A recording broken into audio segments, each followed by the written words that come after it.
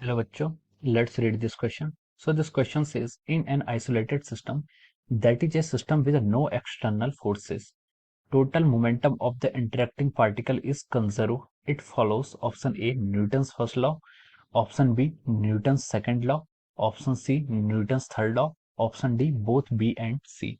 तो चलिए बच्चों आप इस क्वेश्चन को स्टार्ट करते हैं। तो देखिए बच्चों इस क्वेश्चन का जो आपका की कॉन्सेप्ट होगा, ठीक है, इस क्वेश्चन का की कॉन्सेप्ट देखिए, यहाँ पर हमसे पूछा गया कि कोई आइसोलेटेड सिस्टम है जहां पर हमारा कोई एक्सटर्नल फोर्स एक्ट नहीं कर रहा है, there is that is a system with no external force, ठीक है। Total momentum of the interacting particle is conserve, it follows, ठीक है। तो यहाँ पर क्या हो जाता है, आपका टोटल मोमेंटम आपके पार्टिकल्स का कंजर्व है। तो हमें बताना है कि ये कौन सी आपकी लॉ को फॉलो करता है, first law, second law and third law, ठीक है। तो देखिए इस क्वेश्चन का आप क्या की कॉन्सेप्ट क्या लिख सकते हैं, ठीक है। इस क्वेश्चन का आप की कॉन्सेप्ट न्यूटन्स लॉ लिख लीजिए, ठीक है। This question is based upon our Newton's law, ठीक है। हम न्यूटन्स लॉ से इसको क्या बताएंगे, इस क्वेश्चन को अभी सॉल्व करेंगे, ठीक है। न्यूटन्स लॉ भी लिख सकते हैं और आप यहाँ पर देखिए मोमेंटम, देखिए ये सिस्टम क्या है, नेट फोर्स जीरो है, तो इसको हम सेकंड लॉ भी बोल सकते हैं। और थर्ड लॉ इसलिए भी बोल सकते हैं क्योंकि एक्शन रिएक्शन फोर्स क्या होते हैं, दोनों इक्वल एंड अपोजिट होते हैं, ठीक है। वो फोर्सेस भी यहाँ पर एक्ट करेंगे, ठीक है। तो Newton's law is the key concept of this question, ठीक है। तो हम लिख सकते हैं, देखिए न्यूटन्स लॉ क्या है, इस क्वेश्चन का आपका की कॉन्सेप्ट है। तो देखिए यहाँ पर आपके क्या क्वेश्चन है, बोला क्या है, एक आइसोलेटेड सिस्टम है जहां पर आपका नेट एक्सटर्नल फोर्स जीरो है, ठीक है। एफ एफ एक्सटर्नल ये क्या होगा, समेशन ऑफ एफ एक्सटर्नल को मैंने जीरो बोल दिया।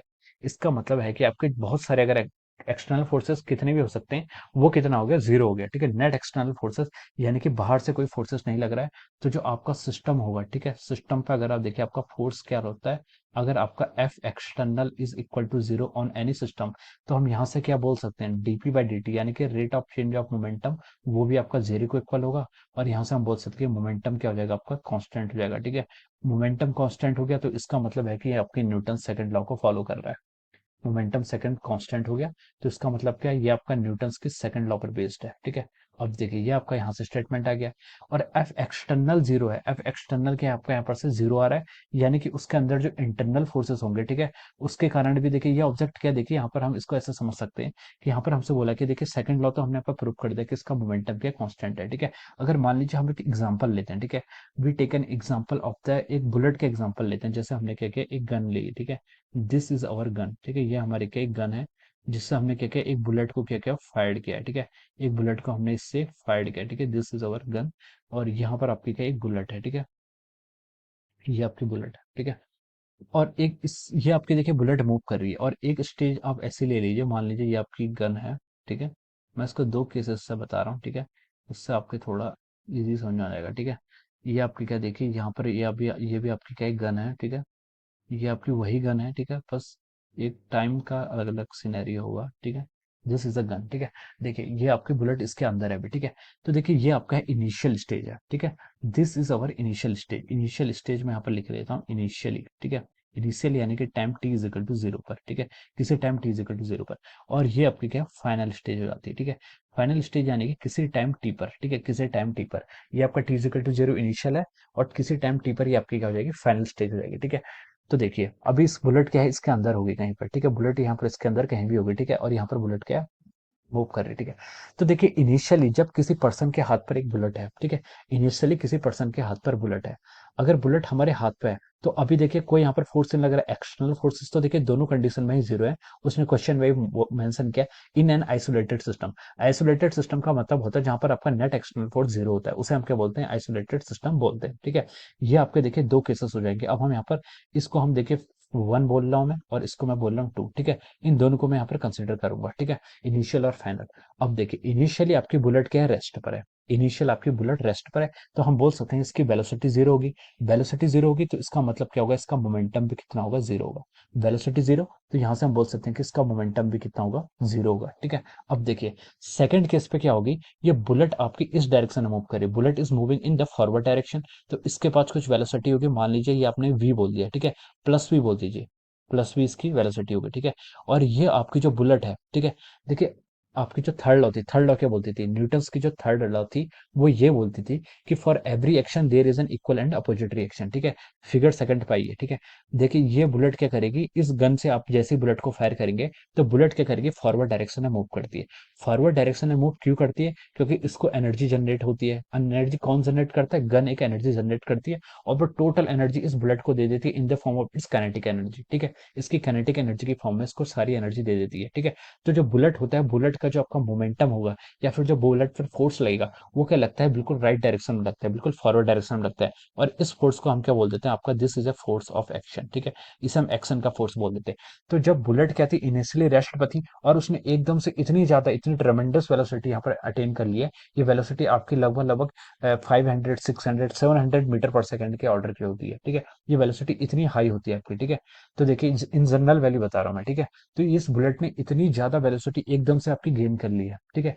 अब ये वेलोसिटी अगर इसने गेन की है, तो इसके रिस्पॉन्स में जो आपकी बुलेट है, सॉरी जो आपकी गन है जिसने इस वेलोसिटी को जनरेट कराया था, वो बुलेट पर भी क्या, उस गन पर भी क्या हो जाता है, एक आपका रिएक्शन फोर्स लगता है, ठीक है। ये रिएक्शन फोर्स लगता है। ये रिएक्शन फोर्स कौन लगाता है, this reaction force is acting due to the bullet on the gun, ठीक है। आपका एक्शन फोर्स क्या था, action force is acting on the bullet due to the gun, और जो रिएक्शन फोर्स है, this is acting on the gun due to the bullet, ठीक है। एक्शन रिएक्शन फोर्सेस आपके डिफरेंट ऑब्जेक्ट पर लग रहे हैं, ठीक है। और देखिए ये दोनों फोर्सेस क्या होते हैं, आपके इक्वल एंड अपोजिट फोर्सेस होते हैं, ठीक है।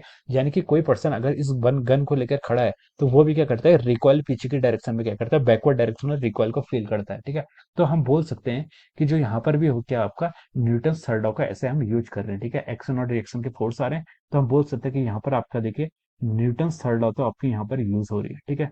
आइसोलेटेड सिस्टम में हमें बताना था, तो हमने बोला कि न्यूटन थर्ड लॉ तो यहाँ पर आपकी यूज हो रही है, ठीक है। ये तो हमने प्रूव कर दिया। अब देखते हैं सेकंड लॉ यहाँ पर क्या रोल प्ले कर रही है। देखिए इनिशियली फिगर वन में आ जाइए। इनिशियली देखिए आपका इस फिगर में क्या है, आपका मोमेंटम जीरो। मोमेंटम इसलिए जीरो क्योंकि बुलेट और गन दोनों, मतलब बुलेट आपकी गन के अंदर है और गन अभी रेस्ट पर है, ठीक है। तो मोमेंटम जीरो हो जाएगा। अब देखिए सेकंड फिगर पर जब हम आएंगे, तो देखिए जो बुलेट है, बुलेट की वेलोसिटी प्लस वी है इन द फॉरवर्ड डायरेक्शन, और जो आपकी गन है, गन के पास भी कुछ वेलोसिटी होगी V in the negative direction, ठीक है। इसको आप मान लीजिए, ये आपका मास ऑफ बुलेट को हम यहाँ पर एम वी लिख लेते हैं, और ये मास ऑफ गन को यहाँ पर एम जी लिख लेते हैं, ठीक है। अब देखिए ऑब्वियसली मास ऑफ गन थोड़ा ज्यादा होगा, ठीक है। तो इसकी वेलोसिटी को मैंने देखिए वी बी लिख लिया, और यहाँ पर वेलोसिटी ऑफ गन को मैंने वी जी लिख लिया है, ठीक है। अब देखिए इनिशियली देखिए इसका मोमेंटम कितना था, जीरो था। इनिशियल मोमेंटम कितना था, जीरो था। फाइनल मोमेंटम कितना होना चाहिए, वो भी जीरो होना चाहिए।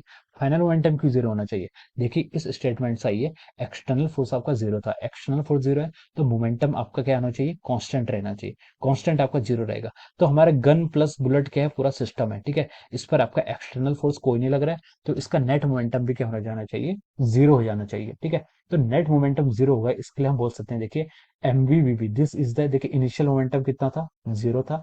इनिशियल मोमेंटम और फाइनल मोमेंटम कितना होगा, देखिए mass of bullet times velocity of bullet, ठीक है। ये आपका फॉरवर्ड डायरेक्शन में मूव कर रही है, इसलिए मैंने इसको पॉजिटिव ले लिया।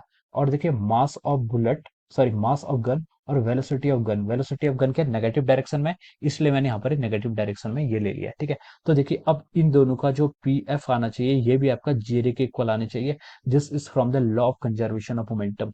कंजर्वेशन ऑफ मोमेंटम आपको ये बोलती है, ठीक है, कि जो फाइनल मोमेंटम है, अगर इनिशियल मोमेंटम आपका जीरो था, तो फाइनल मोमेंटम भी आपका जीरो ही होना चाहिए, क्योंकि यहाँ पर एक्सटर्नल फोर्स के एक्टिंग कर कितने हो रहे, sorry total external force acting is zero, ठीक है। टोटल एक्सटर्नल फोर्स एक्टिंग क्या है, आपके जीरो है, तो उसका मोमेंटम कंजर्व रहना चाहिए, ठीक है। So this is the statement of Newton second law. देखिए ये स्टेटमेंट आपका यहाँ से कंजर्व कर रहा है, मोमेंटम कांस्टेंट रहना चाहिए। ये स्टेटमेंट कहाँ से आया था, this statement comes from the Newton second law of motion. तो हम बोल सकते हैं कि यहाँ पर कि आपकी जो न्यूटन की सेकंड लॉ है, वो भी क्या हो रही है, यहाँ पर एप्लीकेबल हो रही है, या फिर हमने न्यूटन सेकंड लॉ को भी यहाँ पर हमने वेरीफाई कर लिया है, ठीक है। तो देखिए न्यूटन सेकंड लॉ भी इसका ऑप्शन होगा, और न्यूटन थर्ड लॉ भी इसका ऑप्शन होगा, ठीक है। तो अगर हम इसको राइट ऑप्शन क्वेश्चन से मैच करें, तो हम देख सकते हैं कि देखिए ऑप्शन ए तो उसका नहीं हो सकता, ठीक है। Option is not possible. Option B भी देखिए आपका क्या है, करेक्ट है, सेकंड लॉ। ऑप्शन सी भी क्या आपका करेक्ट है, सेकंड लॉ, ठीक है। लेकिन देखिए ऑप्शन डी में क्या लिखा है, बोथ बी एंड सी। तो जो इसका यूनिवर्सल आंसर होगा वो क्या होगा, आपका ऑप्शन डी होगा, ठीक है। So we can write down that option D is the correct answer, और we can say option D is correct. Option D क्या हो जाएगा यहाँ से हमारा करेक्ट आंसर हो जाएगा, ठीक है। ऑप्शन डी पर आप ऐसे टिक मार सकते हैं, okay. So this is the final answer of this question. Okay, so I hope you all understood this concept. All the best and thank you so much.